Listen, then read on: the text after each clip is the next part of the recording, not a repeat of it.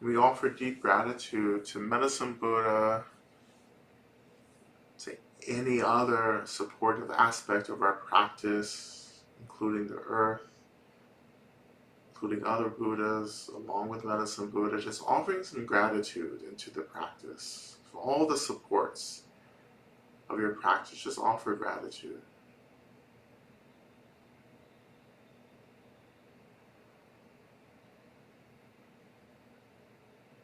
We just imagine that everything just begins to dissolve back into emptiness. The struggle, the suffering, even Medicine Buddha. Everything just dissolves into the emptiness of our minds, like water returning back to the ocean.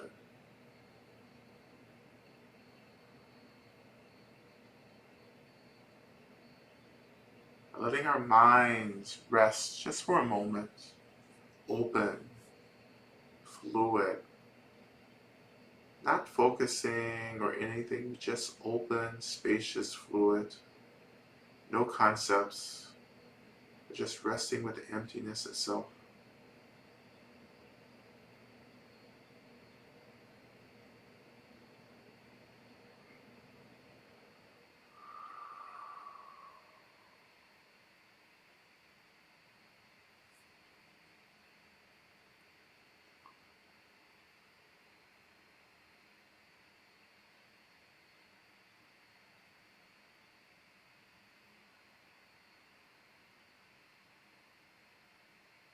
So when you're ready, allow yourself to come back into the moment, allowing your body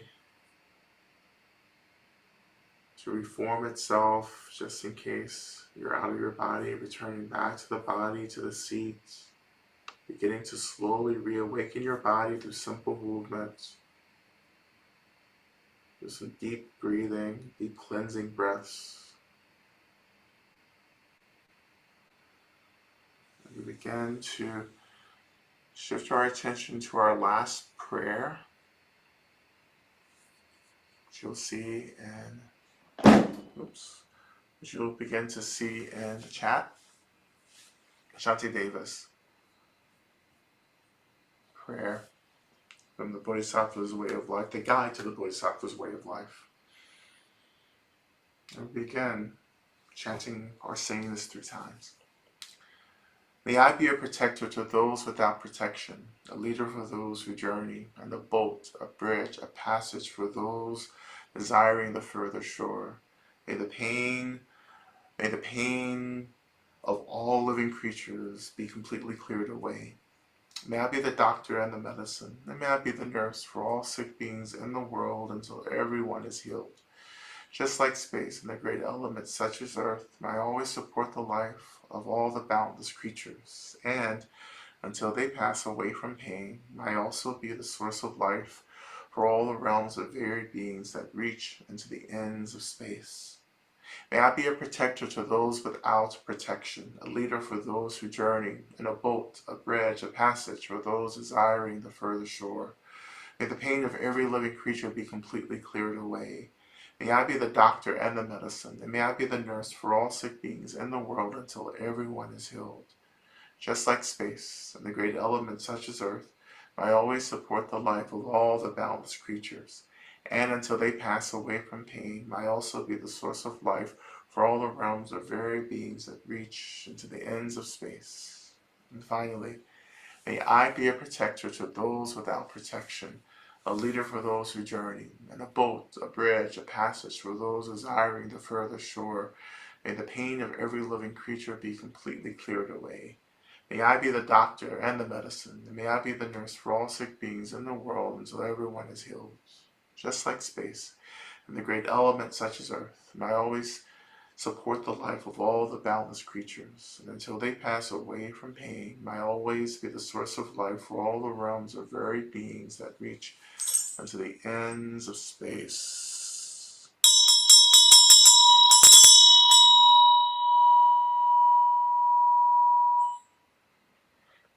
Okay, well, thank you so much, everyone, for your practice. And as always, I can continue to encourage you to rewatch all the past videos on YouTube and to stay in your practice throughout the week and to maybe pull things out of our practices that feel really generative for you and just to work with that and see what happens. But besides that, thank you so much, and I will see you next Monday, same bat time, same bat channel. Thank you, thank you, thank you so much, Lama Rod. I just dropped in the chat. Just thank you all for being here and sharing your healing presence and power. Thank you for everything that that presence makes possible. And this has been going on for 5 years, and I've been to as many sessions as I'm able to be at, and not a single session have I ever felt that Lama Rod has phoned any of this in a single time. And so if this offering supports your liberation, we really can't do this work without you. Every single drop into this bucket helps to strengthen the medicine. And so if you're, whatever it means for you, please consider giving generously to help the medicine just be unavoidable, a deluge. Um, yeah. So thank you so much, Lama Rod. May you have all the resources you need to continue showing up in the way that you have for the past 5 years and for the eternity that you would like to continue showing up. Thank you for everything. Thank you, everyone. We'll see you around the bend. Check out the quick link stock for any other offerings that are coming up. Thank you, thank you, thank you. May you be safe and protected and powerful. And we'll see you next time. Take care.